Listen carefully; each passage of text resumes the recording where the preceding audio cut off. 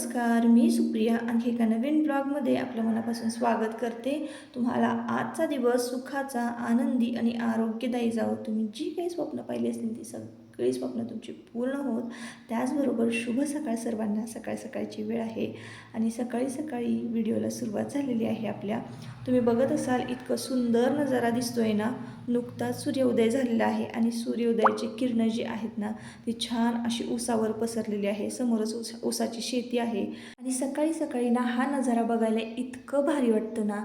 कितीही आळशी माणूस असेल ना आणि उगवत्या सूर्याला बघितलं ना त्याचा आळसच पळून जातो. इतकी सारी एनर्जी, ऊर्जा येते ना आपल्यामध्ये की अख्खा दिवस आपण जरी काम करत राहिलो किंवा कितीही आपल्याला स्ट्रेस असला तरीसुद्धा तो सगळा निघून जातो उगवत्या सूर्याला बघितलं की.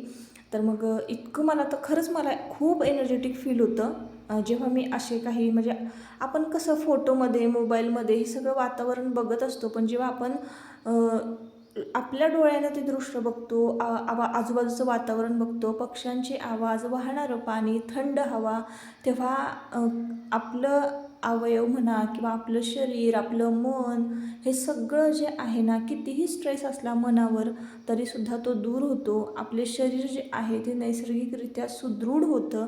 म्हणूनच सकाळी उठायला मला खरंच खूप आवडतं. आणि आता ना मी मॉर्निंग वॉकला जाऊन आले आणि आंघोळ करायची होती मला. घाम वगैरे येतो ना, मग आंघोळ करायची होती तर त्याआधी म्हटलं चला आपण जरा ना बाहेरची साफसफाई करून घेऊया. हा व्हिडिओ की नाही मी सोमवारी शूट केलेला आहे, तर तुमच्याबरोबर मी मंगळवारी शेअर करणार होते बरं का. पण मंगळवारी ना आमच्याकडे टेक्निकल इश्यू झाला होता आणि रविवारी खरं तर अमावस्या होती, पण रविवारी आमच्याकडे पाहुणे आले होते त्यामुळं मी रविवारी ही सगळ्या गोष्टी करू शकले नाही. तर ना दर अमावस्येला, दर पौर्णिमेला ना आपण काय केलं पाहिजे, म्हणजे आता मी तरी करते बरं का, मी तरी हे रूल फॉलो करते.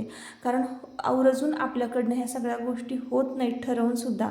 आपण जरी म्हटलं ना दर 15 दिवसाला आपण स्वच्छता केली पाहिजे, तर ते आपल्याकडनं होत नाही.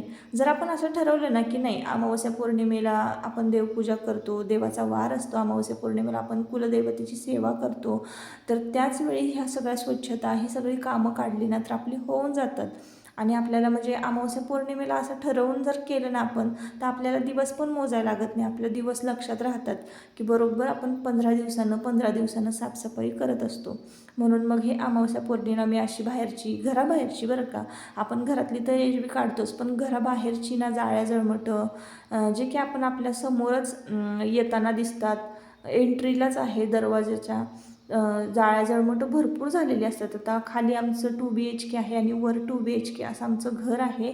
तर त्या बिल्डिंगला म्हणजे संपूर्ण घराला ना इतक्या जाळ्या जळमटं झालेली होती. पुढंच कन्स्ट्रक्शनचं काम चालू होतं. खिडकी म्हणा तर आम्ही काही खाली राहत नाही, आम्ही वर राहतो, तर खाली मग थोडं दुर्लक्ष होतं ना. तर भरपूर जाळ्या जळमटं झाली होती, तर ती तशी नसावीत. राहत्या घरामध्ये ना अजिबात जाळ्या जळमटं कचरा हे नसलं पाहिजे. का नसलं पाहिजे ते मी तुम्हाला सांगते पुढे. तर इथं खूप दिवसापासून माझं चाललं होतं ही बाहेरची जाळ्या जळमटं काढायची, पण माझा काही हात पोहोचत नव्हता.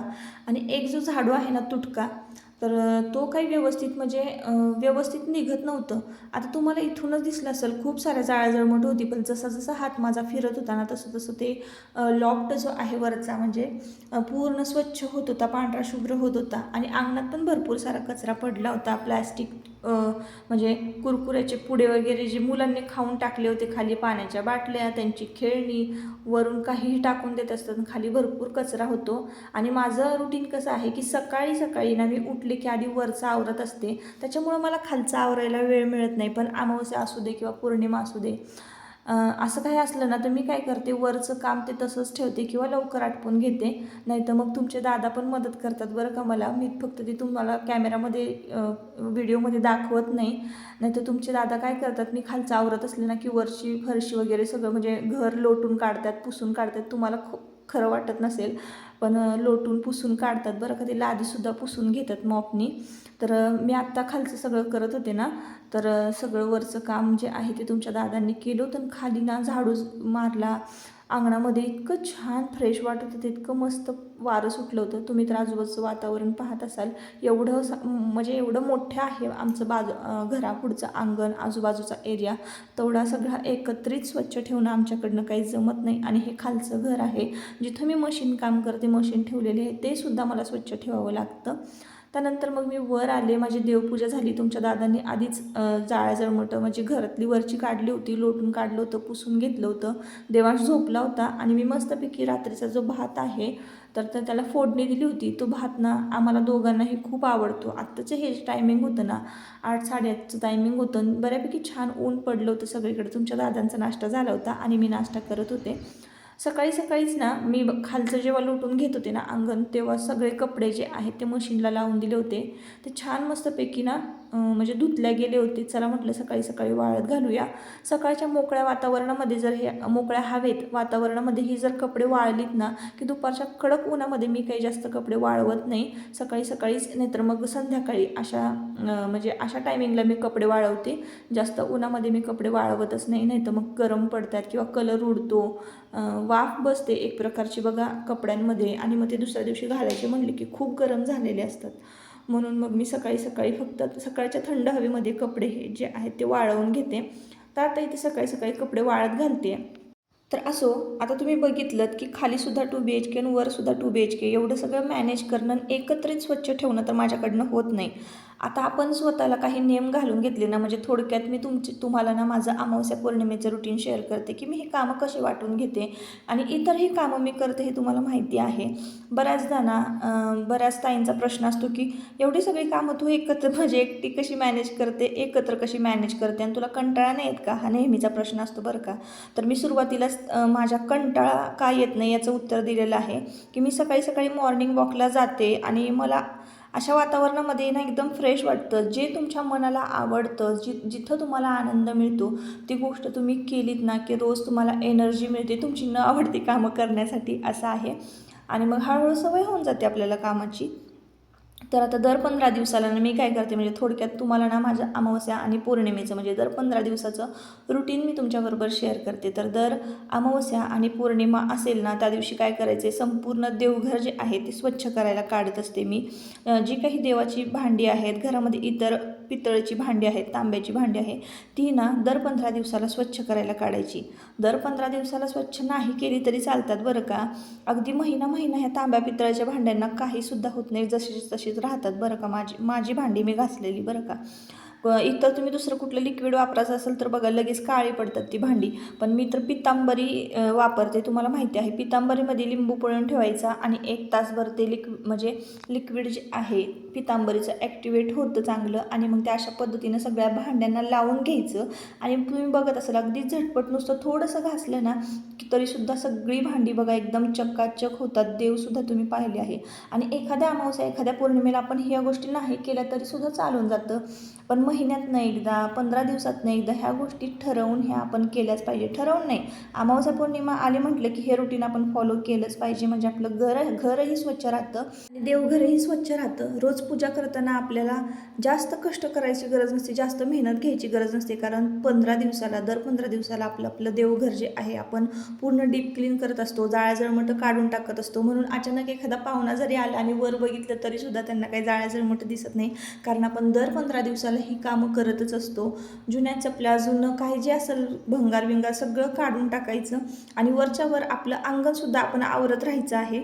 आता बघा इकडं ना तुमच्या दादांनी सगळं घर स्वच्छ केलं होतं, फर्निचर वगैरे पुसून वगैरे घेतलं होतं आणि मग त्यानंतर मी इथं देवघर स्वच्छ करायला घेतलेलं आहे. देवघर थोडंसं मोठं आहे, तुम्ही बघत असाल. म्हणजे मांडी घालून बसलं ना तरी त्यापेक्षा जरा उंच आहे. मला वाटतं 4 फूट असावं. 4 फूट आहे आमचं देवघर आणि त्याला अशा पितळ्याच्या घंट्या बसवलेल्या आहेत. आतमध्ये खूप जाळ्या जळमटं होतात ना, मग झाडू वगैरे लावता येत नाही. सुती कापड घ्यायचं आणि सुती कापडाने सगळी जाळ्या जळमटं काढून टाकायचं. आणि जी फायबरची शीट आहे ना ती सुद्धा छान पुसून घ्यायची म्हणजे ती काळी पडत नाही. आता मी दिवा लावते, समयासुद्धा लावते बरं का. कधी जर सणवार असेल तर ह्या दोन्हीही समया मी लावत असते. पण कधीही आमची जी प्लायवूडची व्हाईट शीट आहे ती काळी झालेली नाही आहे, तुम्ही पाहत असाल. तर इथं देव उजळून घेतलेले आहे. दर 15 दिवसांना आपण आपले टाक जे आहे कुलदैवतेचे ते उजळवून घेत असतो. रुपेरी लिक्विड मिळतं बरं का. चांदीची टाक असल्यामुळे रुपेरी लिक्विड मिळतं. त्या रुपेरी लिक्विडनं चांदी जी आहे ती स्वच्छ करायची असते. तुम्ही चांदीची भांडी, चांदीच्या वस्तू, देव हे स्वच्छ करू शकता. नसेल तुमच्याकडं तर तुम्ही कोलगेटनं सुद्धा स्वच्छ करू शकता. एवढं काही नाही, कोलगेटनं सुद्धा चांदी एकदम स्वच्छ होते बरं का. आणि मी इथं बघा पायऱ्या वगैरे सगळं पुसून घेतलेलं आहे. पूर्ण डीप क्लीन म्हणजे संपूर्ण देवारच खोलायचा.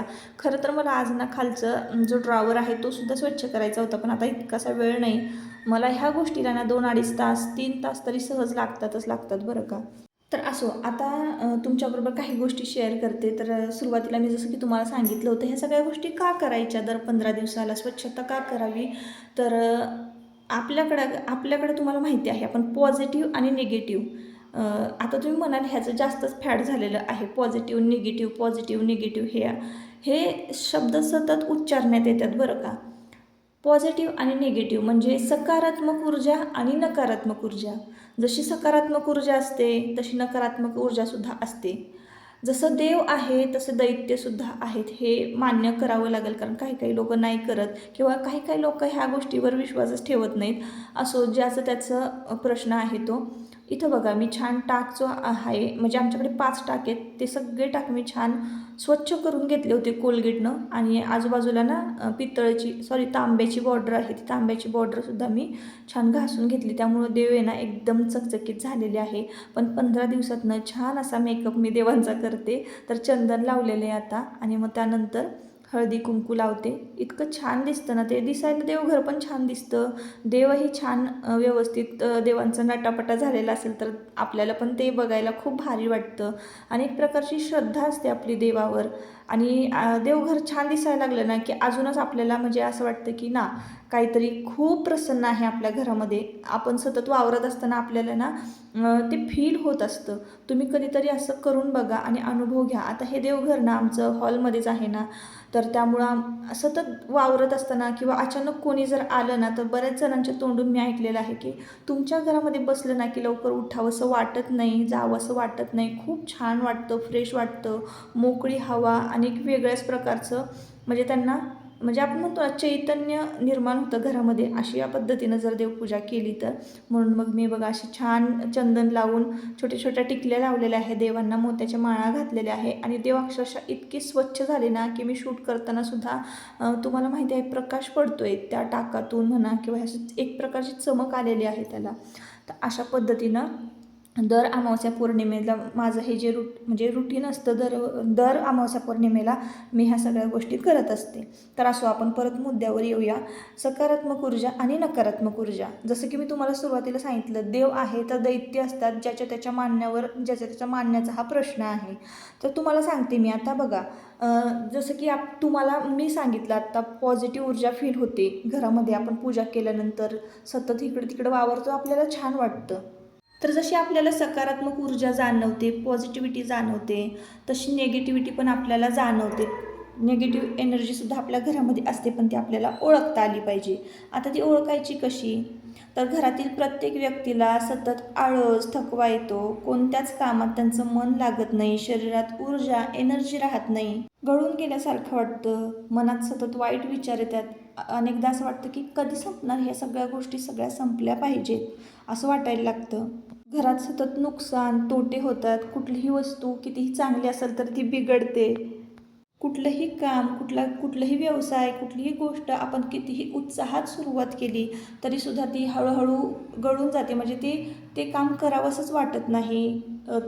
त्या गोष्टी पुढे न्याव्याशाच आपल्याला वाटत नाही. त्यामुळे आपल्याला यश मिळत नाही. कुठल्याही प्रोजेक्टवर आपण कितीही उत्साहानं काम करायचं ठरवलं तरी ते आपल्याकडनं होत नाही. विनाकारण कुठल्याही गोष्टीची आपल्याला चिंता लागलेली असते, काळजी लागलेली असते. त्याचं पुढं जाऊन ना डिप्रेशनमध्ये रूपांतर होतं. एखादं काम आपलं खूप चांगलं गतीनं चालू आहे, वेगानं चालू आहे, पण ते शेवटच्या टप्प्यामध्ये जाऊन अडकतं. म्हणजे काम ते होतच नाही. आणि मग पुन्हा आपल्याला खचल्यासारखं वाटतं. तर ह्या सगळ्या गोष्टी जर तुम्हाला जाणवल्या तर तुम्हाला समजायचं आहे की तुमच्या घरामध्ये भरपूर सारी नेगेटिव्हिटी आहे, नेगेटिव्ह ऊर्जा आहे. तर ती कशी घालवायची हे मी तुम्हाला सुरुवातीला सांगितलेलं आहे. चला तर मग आता या व्हिडिओचा इथंच शेवट करते. या व्हिडिओचा तुम्हाला नक्कीच फायदा होईल. आजच्या व्हिडिओमध्ये काही रेसिपी वगैरे नव्हतं, साधं सिंपल रुटीन होतं. आणि पॉझिटिव्ह आणि निगेटिव्ह यामधला फरक तुम्हाला कळाला असेल. बरेच सारे प्रश्न आणि मी काम करताना का थकत नाही हे सुद्धा तुम्हाला कळालं असेल. तर चला मग आता या व्हिडिओचा इथंच शेवट करूया. हा व्हिडिओ जर आवडला असेल तर नक्की आपल्या चॅनलला सबस्क्राईब करा, व्हिडिओला लाईक आणि हाईप देखील करा. परत पुन्हा भेटूया नवीन एका व्हिडिओमध्ये. तोपर्यंत स्वतःची काळजी घ्या आणि मजेत राहा. चला बाय.